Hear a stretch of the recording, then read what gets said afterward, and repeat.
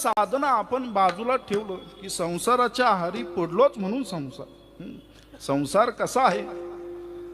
संसार दुःख मूळ चौकडे इंगळ. बोला संसार दुःख मूळ चौकडे इंगळ.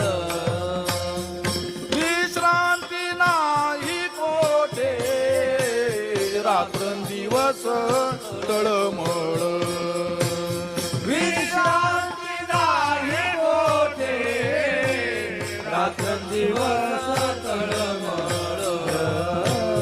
काम क्रोध लोभ शूनी पाठीला लागले ओढाळ.